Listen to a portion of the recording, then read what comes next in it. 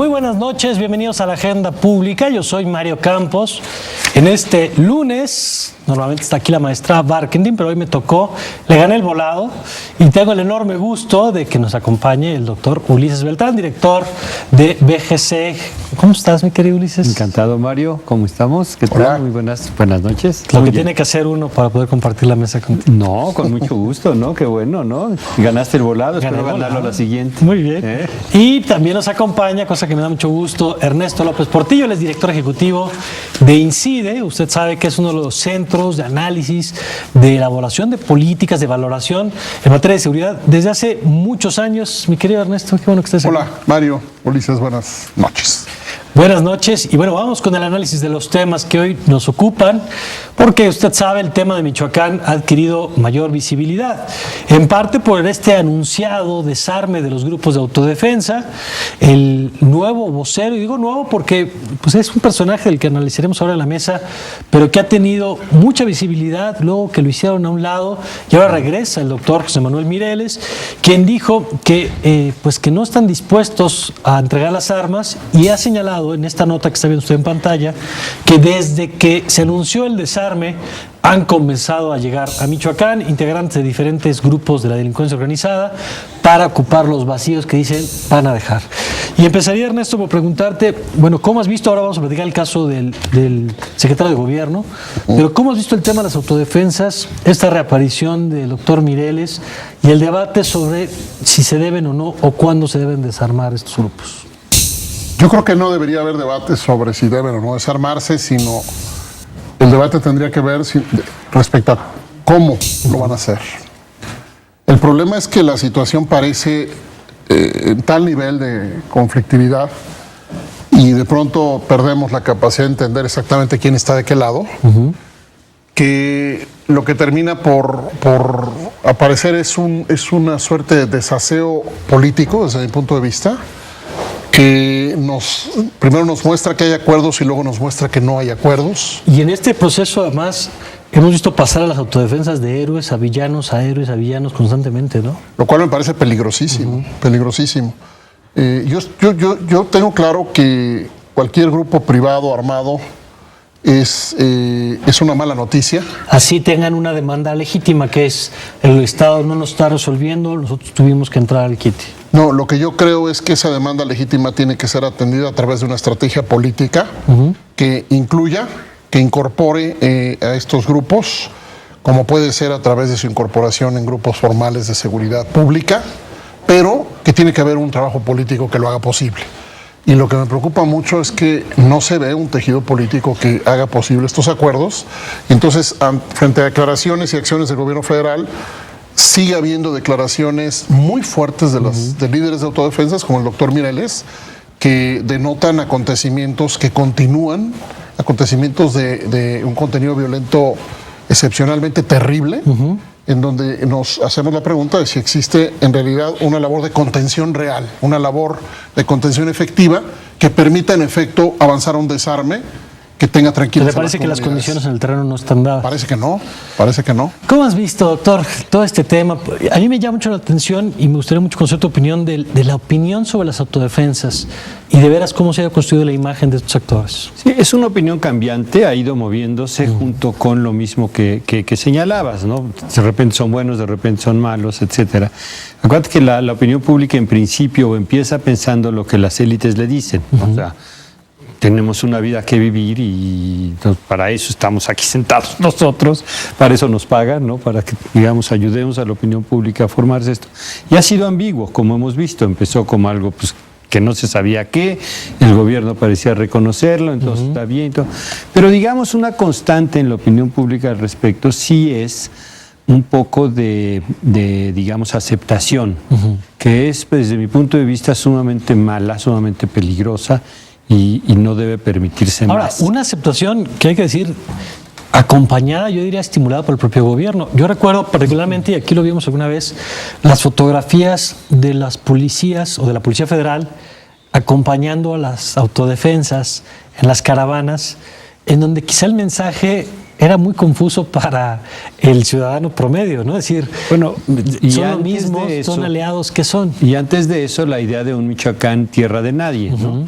Entonces, digo, pues, si el Estado no los defiende y ellos se defienden, pues Claro. ojalá lo hagan bien. Ajá. Ya la segunda parte del razonamiento, que es bueno, pero no necesariamente son buenos, ¿no? O sea, eso ya viene después, pero si el Estado no puede, y esa es la señal que manda la opinión pública, cuando, digamos, acepta o incluso sanciona positivamente a estas organizaciones, lo que te está diciendo el ciudadano es un reconocimiento o un reclamo de un Estado ausente e incapaz, y yo creo que eso es muy grave. Y en ese sentido, Ernesto, a ver, hay una imagen de que en Michoacán las cosas andaban muy mal, y bueno, no solamente una imagen, lo vamos a confirmar al rato con lo que ha pasado con el secretario de gobierno, que fue gobernador interino y que ahora está arraigado. Nada más eso nos da una buena pista de lo descompuesto que estaba el panorama. Se genera este grupo, llega el comisionado Alfredo Castillo, se nombran representantes del gabinete. En tu opinión, ¿se han dado los pasos para restablecer la confianza en términos de opinión pública de que ahora el Estado de veras tiene las herramientas para hacerse cargo? Sí, entiendo que son dos dimensiones. Una cosa es el terreno y otra cosa es la comunicación. ¿Te parece que ha sido clara la comunicación del gobierno en ese sentido? Me parece que es muy pronto para llegar a este tipo de preguntas, Mario. Consistencia discursiva parece haberla por parte del comisionado en general, me parece que sí. No encuentro que detrás de esa consistencia discursiva haya un acompañamiento entre los tres niveles de gobierno que nos dé una imagen contundente de un acuerdo de Estado. De pronto no parece claro el rol del gobernador mismo. De pronto aparece, de pronto no. De pronto se dice que están a cargo las autoridades locales. De pronto las señales son contundentemente en sentido de que no hay autoridades locales que se puedan hacer cargo. Yo insisto que desde nuestro punto de vista solamente un acuerdo de Estado, lo que significa un acompañamiento de instituciones de los tres niveles de gobierno y de la propia sociedad, puede reconstruir las condiciones de las comunidades. Y ahí es donde me pregunto en cuanto a la calidad de la política, y ahí está también la calidad de la comunicación política. Este no solamente es un asunto de sustituir a quienes traen las armas, es un asunto de reconstruir el tejido social y el tejido institucional. Va mucho más allá. Esa es la gran tarea, pero mira la confusión de lo que es reconstruir en estas condiciones. El fin de semana la noticia, y seguramente usted se enteró, es el arraigo a quien se desempeñaba como secretario de gobierno de Michoacán, Jesús Reina, que incluso fue gobernador durante varios meses, se reunía con los integrantes, con los representantes de los niveles de gobierno, y lo detienen por posibles contactos con organizaciones delictivas. El gobernador ha sido llamado también por el PRD y el PAN a aclarar este caso. Él ha dicho que no se deben hacer conjeturas, que no se debe especular, pero hoy, Ulises, el propio procurador, que además según la nota de Excelsior, si no me equivoco, le tomó parte de la declaración al que fuera gobernador interino, dice, se confirma que hubo contactos de este personaje con el líder de los templarios. Sí, como la Procuraduría no nos ha dicho exactamente nada, digo, para ser precisos, no ha dicho nada todavía, espero que lo diga y pronto, ¿no? Lo único que sabemos es que, lo único que alcancé a leer en alguna de las múltiples notas es que uno de los delincuentes detenidos tenía su teléfono en Nextel, y que el perseguido que acabó muerto, la última llamada que hizo fue buscando al secretario de gobierno Reina, ¿no? Eso es lo que dicen que hay, etcétera. No lo sabemos. Como evidencia, digamos, de los vínculos. Yo me reservo todo juicio, me reservo todo comentario hasta que nos digan por qué está detenido, que nos digan qué cargos se le están funcionando y con base en qué, ¿no? O sea, porque, digo, a lo mejor que tiene el Nextel, digo, espero que no tenga ningún delincuente en mi teléfono celular, que es muy conocido, ¿no? Claro. Porque puedo acabar en un problema serio porque me habló una mala persona. Sí, tendría que haber otro elemento, ¿no? O sea, claro. Exacto, ¿no? Entonces, mientras no sepamos cuál es el caso, en qué está fundado, yo prefiero sobre todo esperar, porque es tan grave el señalamiento que merece mucho más claridad. A ver, la respuesta a la pregunta de por qué está detenido es un pliego de consignación, y el pliego de consignación no está todavía porque está arraigado. El arraigo está dividido en las opiniones, porque para algunos, y coincido, es un instrumento que abre paso a violaciones graves a derechos humanos en un sentido. Y déjame preguntar algo como no especialista. ¿No es para ganar tiempo? A eso voy. El arraigo es una figura típica, es la manera como el derecho formaliza la detención para investigar. Se detiene para investigar, no se investiga para detener. Me parece verdaderamente preocupante que una figura de esta jerarquía política se le detenga, se le someta a arraigo y se nos diga que en el arraigo se van a establecer los posibles elementos que muestren una responsabilidad penal. En tu penal. opinión, ¿es tan grave el asunto que tendrían que haberse brincado esa etapa y llegar con todos los elementos para consignar, para presentarlo y que el juez determinara si había elementos o no? Es que el arraigo es una medida que debería ser, en todo caso, absolutamente extraordinaria, porque no se tienen elementos suficientes. Nos está diciendo el gobierno federal que no tiene los elementos suficientes para consignar al exsecretario de gobierno de Michoacán. O el secretario en funciones, pues, sí. Perdón, me parece excepcionalmente grave, entre otras cosas porque nos permite una especulación mediática y política que lleva la discusión a una suerte de litigio en medios. Y el litigio en medios le ha hecho mucho daño a este país porque todo el mundo empieza a presumir responsabilidades, excepto los fiscales, que piden tiempo para investigar. 40 días. Grave, me parece grave, es una señal política desde un sistema jurídico que permite figuras que parecen tratar de sustituir las deficiencias profesionales de los fiscales. Bueno, las dos me llaman la atención y creo que es de destacarse que las opiniones tanto de Ulises como de Ernesto van en ese sentido, es decir, hay en los medios una especie de cargada que se nos da mucho ahí está, es culpable, ¿no? Lo que se señala, ¿no? Ya es culpable porque Ya fue es detenido, culpable, ¿no? claro. Y para la opinión pública así es, ¿no? Claro. O sea, mis tías de Puebla no distinguen entre el arraigo y el no arraigo. Tal. Y la consignación. Fue detenido, ya por algo está ahí, dicen, ¿no? O sea, Claro. ya no hay ningún espacio para el juicio exonerador de la persona. Lo cual es ceder el proceso judicial a los medios. Es algo muy grave, pues. Pero en esas figuras, en esa jerarquía política, O sea, nadie debería usarse, en principio. eso es lo que yo creo. Pero además dices, Pero en cuando este se caso... combina, Claro. una figura política de esa magnitud, lo que se siembra es un espacio de especulación que probablemente genera incluso, regresa presiones políticas, incluso al proceso penal, ya formalmente. Y especulaciones muy graves, porque insisto, ¿durante cuántos meses habrá sido el secretario de gobierno, el ahora arraigado, el gobernador en funciones? Entonces, sí es muy importante que en este proceso, ya que se está discutiendo en los medios, se aclare cuándo se dieron esos contactos, en qué sentido eran, si es que así ocurrió. Pero lo que y se estás puede diciendo, probar, Mario, ¿no? es que salgan a defender el caso a los medios. Estamos confundidos.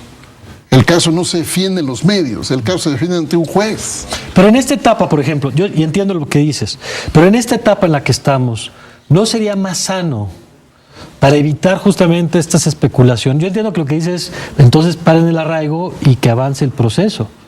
Pero en términos de opinión pública, ¿no sería necesario que se aclare de qué estamos hablando?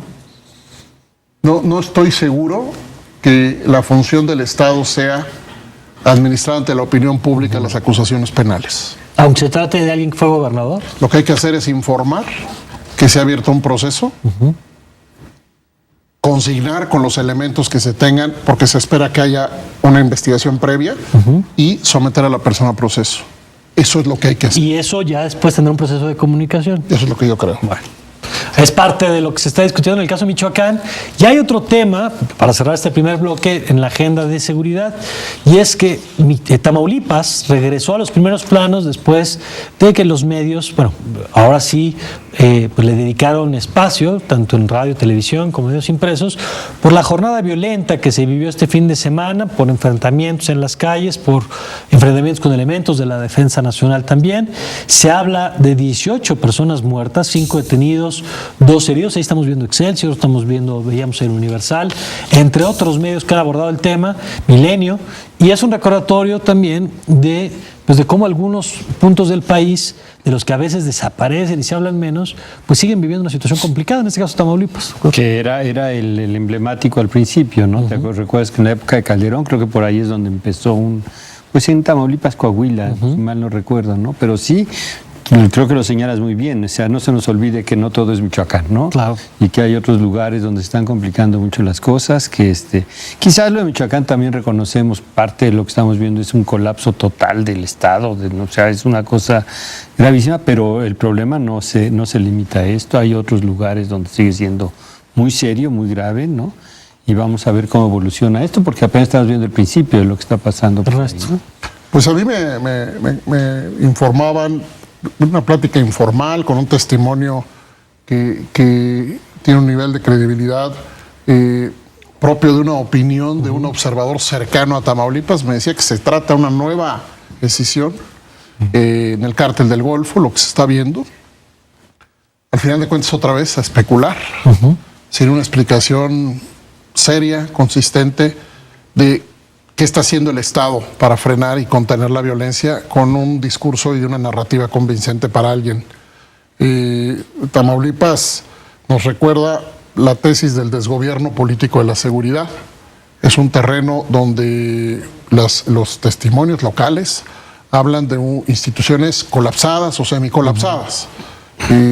Una querida amiga hablaba con su madre hace 2 o 3 días y atrás del teléfono se oían los balazos. Pues es otra condición de vida que ni siquiera alcanzamos a ver con claridad desde estas ciudades, de la Ciudad de México. Pero es una condición de vida que ya tiene mucho tiempo. Los años pasan, la violencia sigue, se multiplica, se diversifica. El Estado no nos da una narrativa que nos permita generar, cuando menos por ahora, esperanza.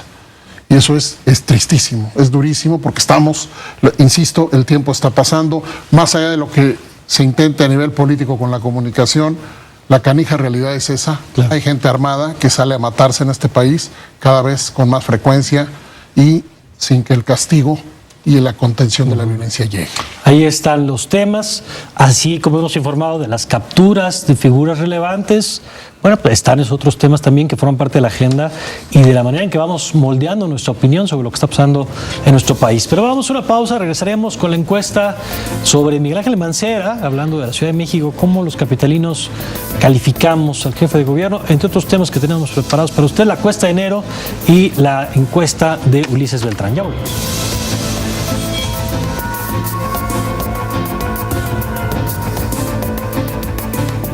Y en este lunes de opinión pública tenemos la encuesta de Ulises, que sí, dije la cuesta de enero. Ernesto me volteó a ver con cara de...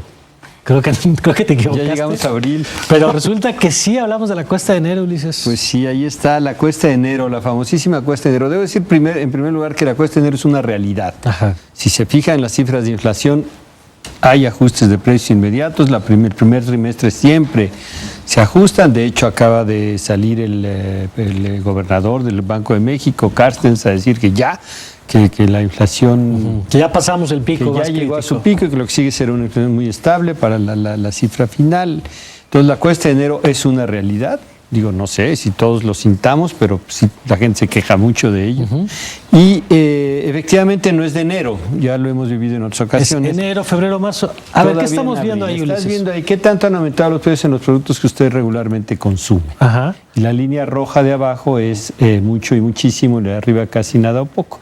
Entonces, lo que está diciendo... Es que fíjate cómo en el caso de Fox vivió una etapa realmente muy impresionante de estabilidad en la percepción de los movimientos de precios, que refleja mucho inflaciones, la verdad, muy controladas, muy bien. O sea, durante el sexenio de Fox le fue muy bien, la gente percibía que los precios subían poco. Exacto. Y donde revienta es con Calderón en la crisis. Exactamente del 2008, ¿no? Ajá. Si te fijas, que es donde el rojo rebasa el negro, ¿no? Se rebasa, fue un efecto muy inmediato. Acá son percepciones, ¿no? Sí. Y luego tenemos el largo periodo de la segunda parte de ahí en adelante, pues en la cual hay una percepción dividida respecto a los aumentos de precios.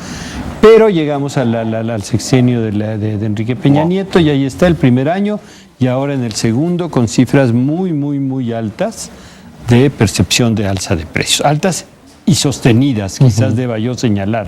De 50 se va a 64, 54, 60, 65, ya está en un punto más alto. ¿Y por qué? ¿Cuáles son? ¿No? O sea, ¿qué es lo que percibe usted que más ha aumentado? Y bueno, yo creo que todos estaremos de acuerdo este tema de ve ese 40 en el extremo derecho de su pantalla. Frutas y verduras, entiéndase, limón. El limón en primer lugar, y yo creo que todas las demás. Sí, sí, sí. Digo, realmente hice esta encuesta y luego pregunté en mi casa, ¿de qué estamos hablando? No, el jitomate y esto y lo otro, y ya me explicaron que mucho ha habido un cambio tal.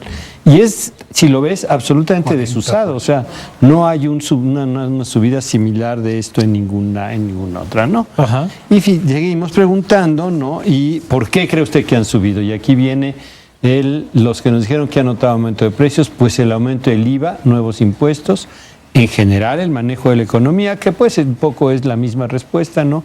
Y obvio, el alza de la gasolina. Entonces, la gente resiente inmediatamente el problema de la gasolina. Estamos hablando que más de un No porque 40%, sumando esos primeros 3 puntos, más de un 40% atribuye, digamos, al gobierno de alguna u otra manera. Sí, no, siempre, totalmente. Y es Ajá. el IVA y es la gasolina, ¿no?